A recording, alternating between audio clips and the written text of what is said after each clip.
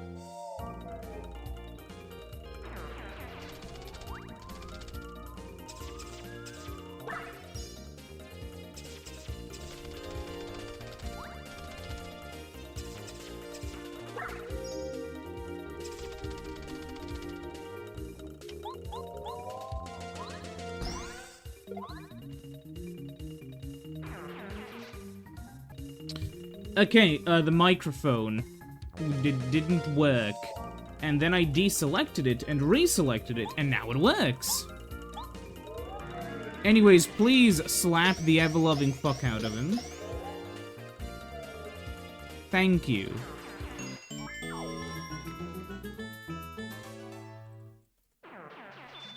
Okay, so... here's the thing. You want to do the... Yes! I could have... Never mind. I was gonna say I could have, like, done the ground pound move, but whatever. It didn't really matter, did it?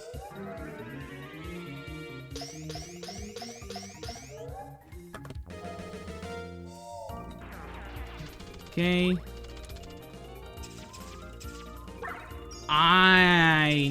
I need to get a fucking turbo controller for this shit, man. At least my microphone doesn't pick up all of my, mashing. If it did, that would be annoying, but maybe it doesn't. I'm just blissfully ignorant. In which case, my apologies.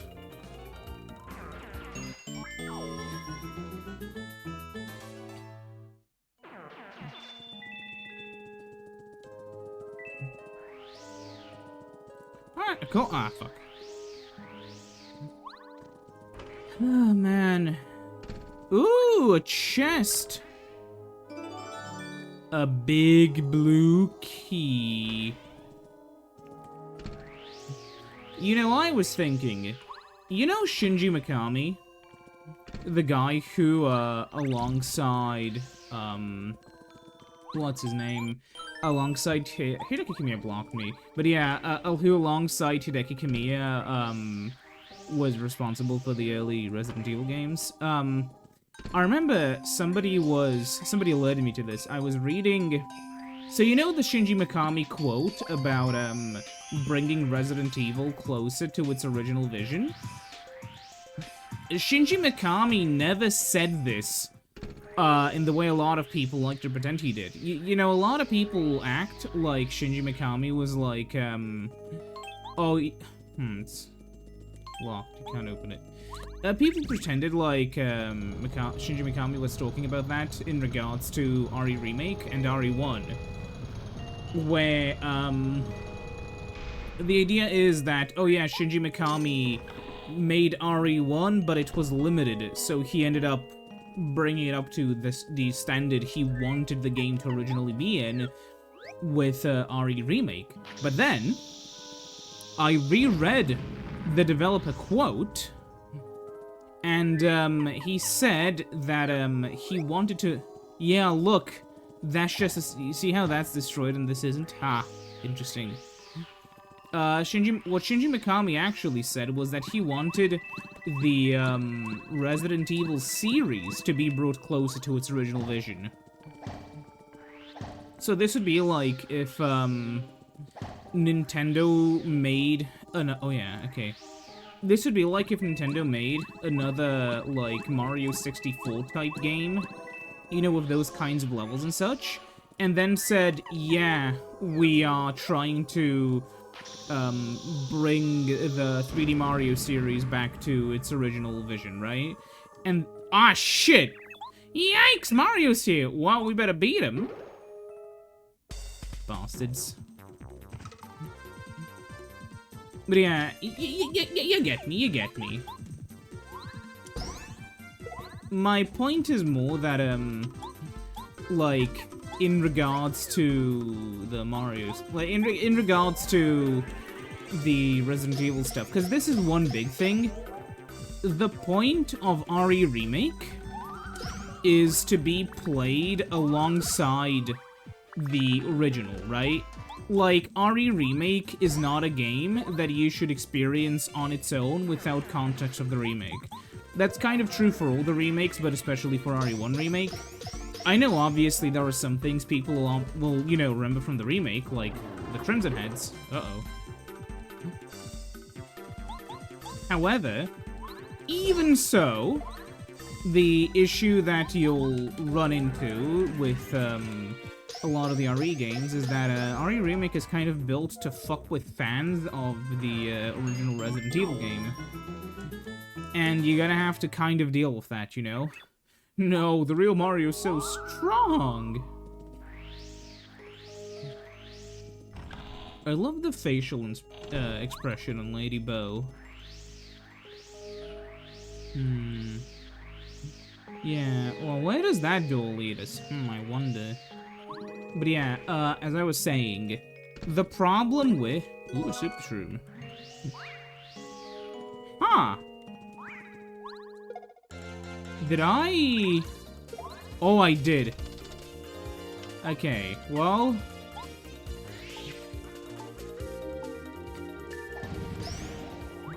There we go, he's dead. It's a point of, like... It's a point I've spent time thinking about, just because, there's a lot of discussion, well, there's a lot of, like, video game stuff that I've been thinking about recently. One of them that I admit may be a little bit too nerdy is there's this sort of idea that like, I mean, you know Ocarina of Time, don't you? Very foundational, early, like, I guess relatively, but still early, sort of action RPG, right? But there's a decent chunk of people who, for whatever reason, like to give, I guess we'll see what's, now let's go outside first, actually. Who think it invented the concept of lock-on, which is plainly untrue. And this is where I want to do it. Ooh, yeah. It's a good thing I came here. This is kind of where I want to do a, well, actually sort of thing. Because there is some stuff which I feel is absolutely, completely inevitable, right? Like, if you can imagine, in Mario, you know, like, for 3D platformers, for instance, what made Mario 64, like, quote-unquote, revolutionary, and I would agree with that, would have to be specifically the collectathon, like, aspects of it. Not just the, you know, what makes a game revolutionary is when it does something that I feel isn't, going to be expected, you know? So, the example I'd like to give in regards to Mario 64, you know, Mario 64 was going to have, you know, if it wasn't Mario 64, some other game was going to be a, like, big 3D, sort of like, you know, an open-style 3D platformer with a sandboxy level, right? But the genius of Nintendo's developers was specifically... Oh god, it's a Kamikoopa. Like, the genius of Nintendo's development was specifically adding the, like, collectathon elements. That's where the real upgrade happened. The issue, of course, is whenever people talk about Mario 64, like, oftentimes you hear shit like, oh, it's basically the first 3D video game, you know, and other kinds of obviously untrue stuff, but whatever. And with Zelda, though, it's interesting because Lock-On is, it's such a obviously untrue thing, if that makes sense. You know, Lock-On was originally one of those things which I would argue is inevitable, because as you have games in a 3D space, you are going to need to invent a system for, you know, doing that sort of stuff. Oh, you bastard. Whatever. Like, you're gonna need to eventually invent some kind of system that lets you lock onto stuff. And, you know, it just depends on what kind of systems the developers could think of. Oh. Intriguing. So, like, some of the earliest examples of lock-on was the closest thing we have to this in real life, where you target an enemy and then fire a missile of some kind. That's how it was in stuff like, I know it was in Star Fox, I know it was also in stuff like, what's the name? It was also in Panzer Dragoon, it was also in other flying games. However, that's not really what I'm after, if that makes sense, you know? But there's a lot of other games which had very intriguing types of lock-on. And also, if you're wondering why it's called Z-targeting... fuck that up. It's called Z-targeting because on the N64 controller, you hit Z to target. I know that, like, on the GameCube, it's called L-targeting. On the Nintendo Switch, I think it's called ZL targeting. It's just a fancy name, right? But yeah, like, the point of the lock-on system in Ocarina of Time is that it had to fit the game's mechanics. In, for instance, Tomb Raider, because of the game's design... Oh, I managed to... that's good. Because of the game's design in Tomb Raider, they didn't have to, they didn't have to make a system that was really as complicated, so the game would just auto-lock onto enemies, and then you could shoot, and then release and refire to, like, target the new nearest enemy. Okay, I see the puzzle, and it's genius. It's gonna be on the other side. Anyways, yeah, like, as I was saying... the point we run into with, these games is, like, you have that. Another example would be Nightmare Creatures, which basically just did what Zelda did, except the targeting was automatic, you didn't hit a button to do it. It was sort of similar to, Mega Man Legends had a similar sort of lock-on system. And, then you also have... Yes, I knew it! Yeah, like, Mega Man Legends had a similar lock-on system. And then you had, what was it called again? Oh yeah, then you had the Armored Core system. Oops. And Armored Core was really cool, because it basically turned what would normally be... Oh, for fuck's sake. Well, who are all of you? You're trying to look like me. Mario, don't tell me you can't tell which Bombette's the real one. You can tell, right? Hey, I heard that. You're spreading lies, you imposter. I'm the real Bombette. Oh, no, no. Mario, look carefully at me and you'll know. I'm the real Bombette. It can only be me. The others are lies. I'm the real one, Mario. Don't fall for these tricks. I'll blow you up if you do. I'm the real Bombette. Please trust me. Trust your eyes. I'm lying. No, I can't hear this. Mario, smash the imposters with your hammer. I'll leave you pretending I can't stand another second. Oh, that's a nice idea. That'll clear all this up. Yes, good idea. I just hate imposters. Mario, I'm the real Bombette, so don't you dare hit me. So what do you say? This is terrible. It's so clear that I'm the real Bombette. Mario, I'm the real Bombette. Huh. Oh, you're very smart. Curses. Oh, you managed to figure me out. Okay, we're 2 for 2. Okay, what about you? There's no way you can mistake me for an imposter. We've journeyed so far together, isn't that right, Mario? You know which one of us is the real one, don't you? This is... I'm not gonna forgive you. It's terrible. No, I should have worked harder. Okay, so now we have only 2 left. We have the one who's really mad, or the one who's serious. Well, yeah, we got him.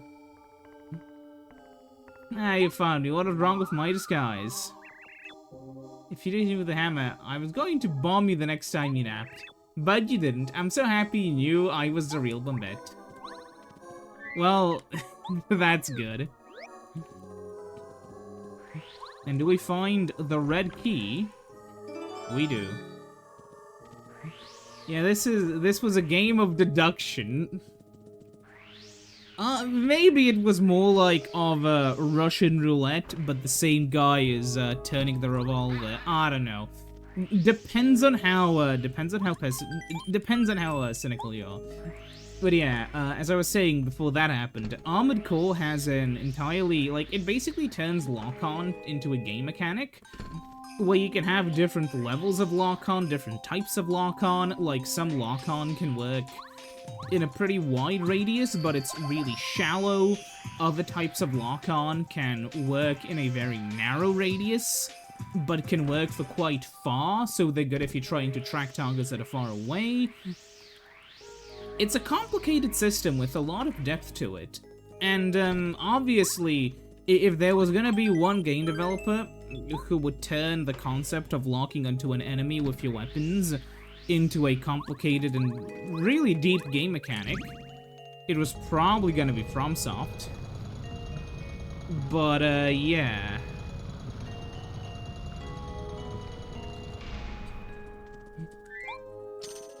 That's sort of what we have now. And none of it is necessarily... Okay. And none of it is what I would call, like, the wrong way to do it. Though, who are you? The Great Honorable Crystal Knights that I can't let anyone pass. You're up to no good, I'm gonna have to hit you. So, basically, what I'm trying to say is, the issue you have with, a lot of the sort of, like, you know, there's no right or wrong way of doing something as long as the way that you're doing it is, ow. Okay, we got one. There's no real right or wrong way of doing these game mechanics as long as the way that you're doing it will end up making an experience that is fun. You know, these days, a lot of the time, I've sort of seen this with, like, I'm gonna call them game design YouTubers, because there are some people who pretend like, are we limited to 999 coins? Ah, bastard. I can't do the jump on him. But yeah, like, the issue we kind of run into is, a lot of the time, some people will pretend like game design is a matter of, like, oh, do you do this well? Do you do that well? But in reality, what game design is... Oh, why did I use that? That's, dog shit. Fuck.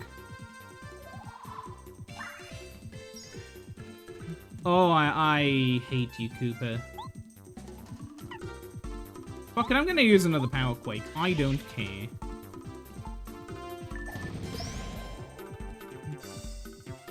Then switch back to someone who can deal damage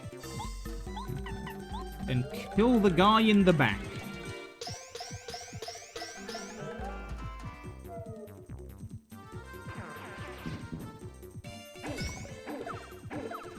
Fuck.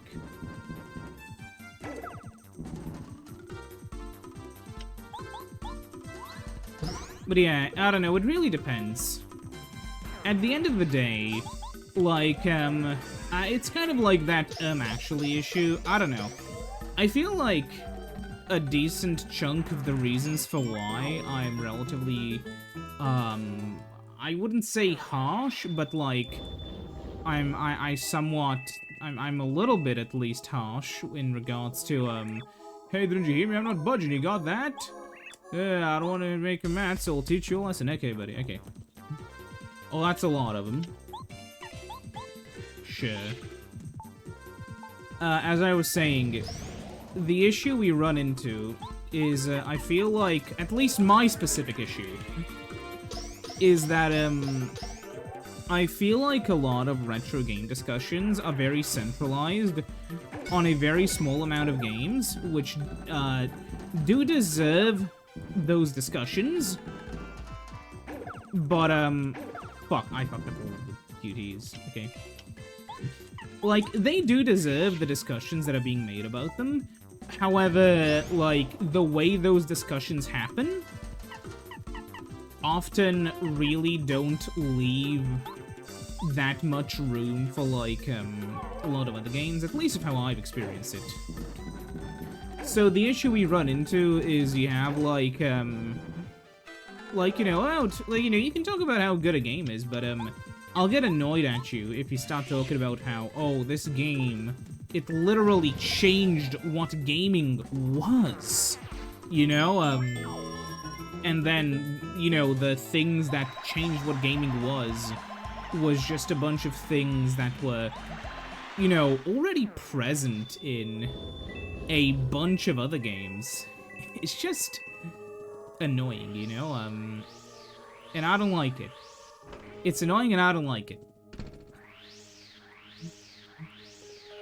And some people may argue that it's a bit of a character flaw, or something like that, but, I don't know. All I know is that I don't like it. Okay.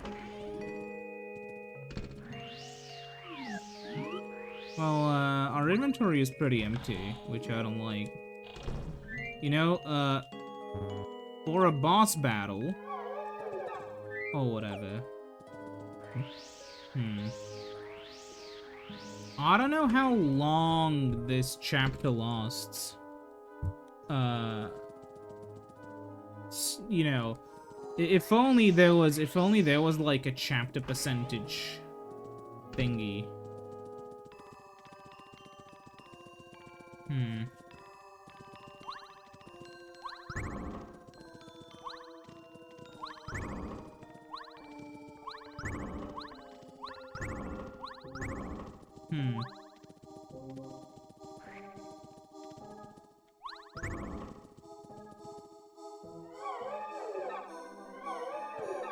What if we put the bomb here? No. Due to the length of the video, I'm gonna have to cut it here. Sorry. Thanks for watching. Sorry for the shorter episode. Goodbye.